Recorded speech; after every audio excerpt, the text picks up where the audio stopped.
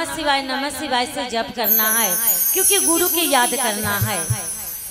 तो इसलिए दीदी ये 3 बातें बताना है, 3 सूत्री महादेव के है, 3 बातें बताना है गुरु भाई गुरु बहना से।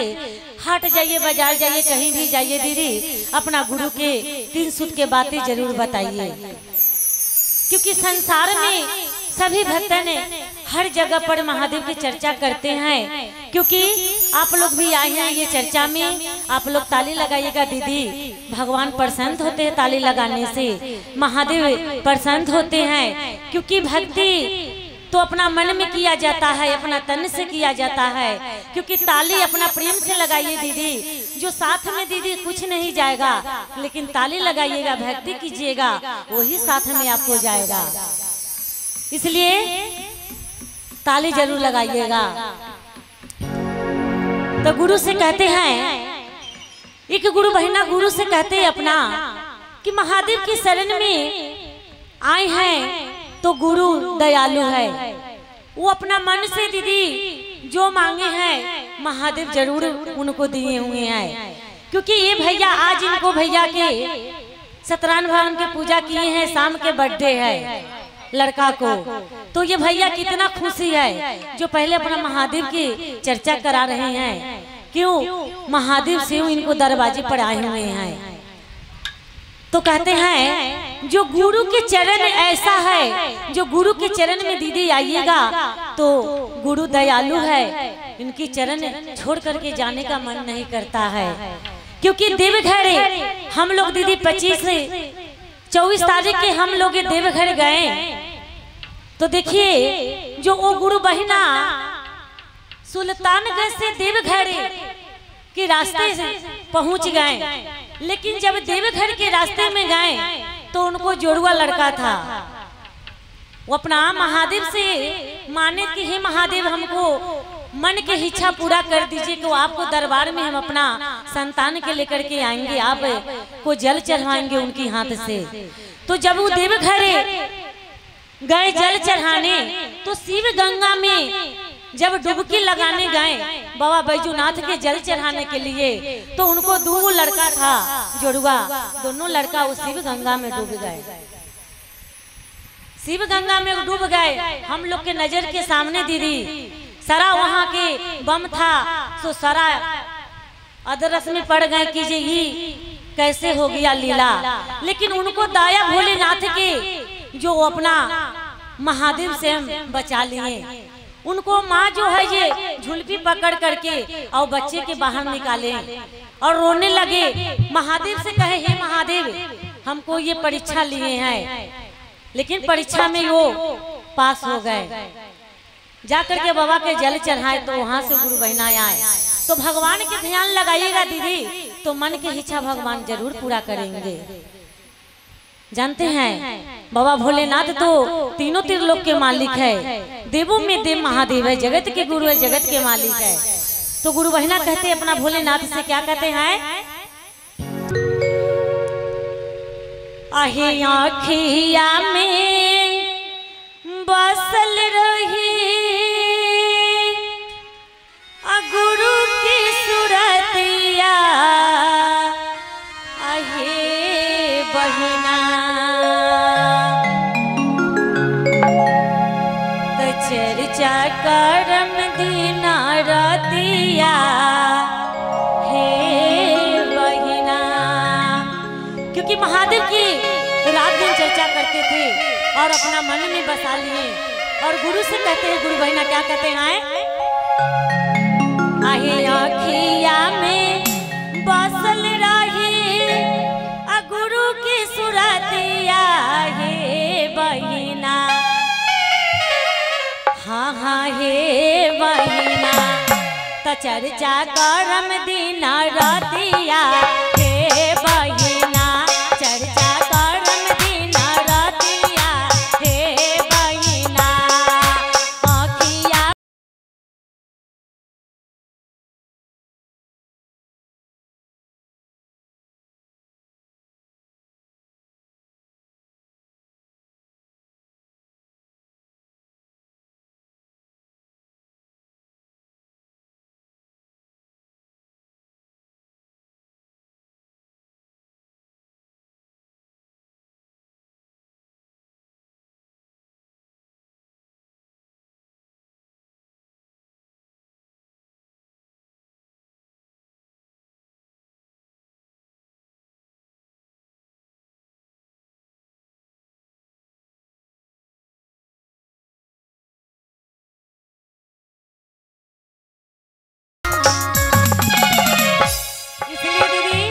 ये संसार में किसी को कोई काम नहीं देता है, जब काम देगा तो हमारे महादेव गुरु, क्योंकि इनको 3 आँख है, ये 3 नेत्र से देखते हैं।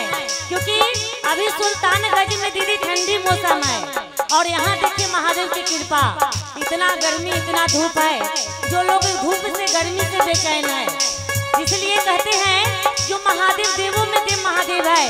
तो हमारे भैया कहते हैं जो हम ये हमारे भगना क्या कर रहे हैं, हम कुछ नहीं जानते हैं। जो शिव कैसा है, गुरु कैसा है, हम नहीं मानते हैं। हमारे भैया कहते कि हम नहीं मानते हैं, लेकिन मानना ही होगा, क्योंकि बाबा भोलेनाथ एक दिन न एक दिन सभी को गुरु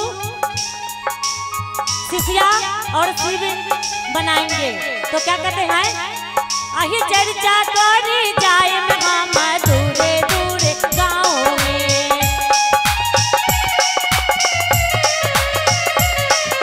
बड़ी बड़ी छाला हमरा पड़ी जाला पाँव में।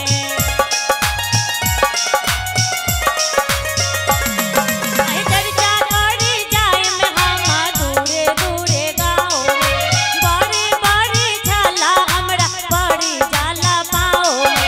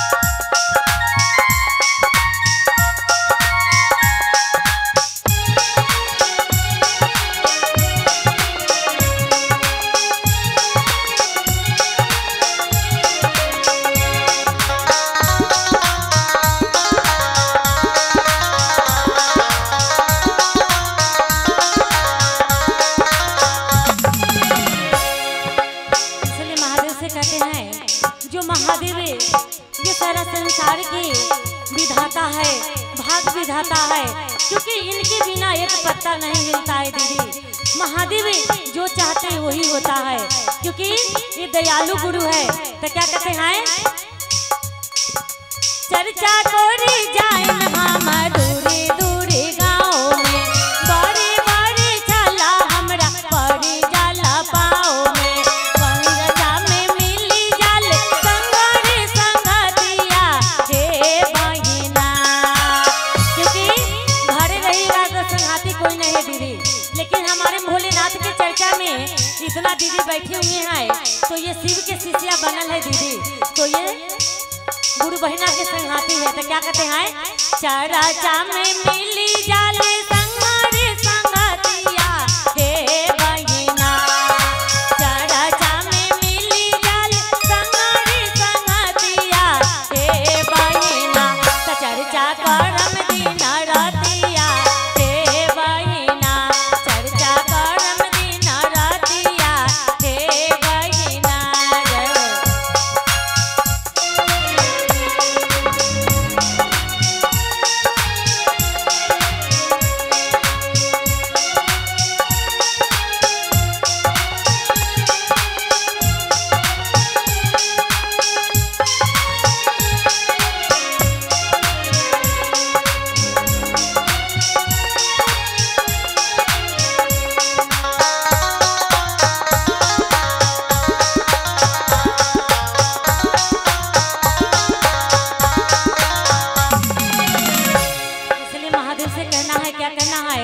जो 3 सूत्र के पालन दीदी कीजिए, पहला दया, दूसरा चर्चा और तीसरा 108 बार नमः शिवाय।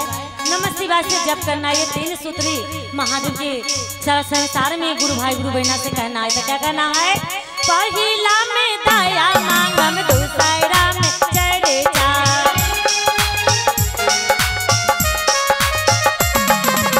पहिला में दया मांगम दूसरा में चर्चा,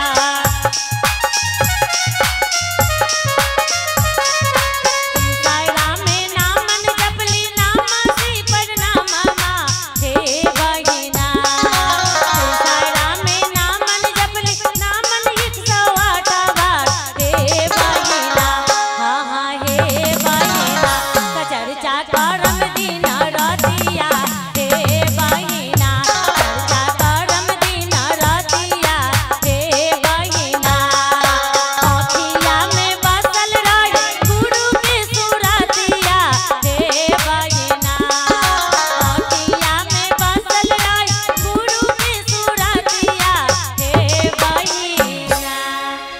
बार दीदी दोनों हाथ उठा के ताली लगा दीजिए।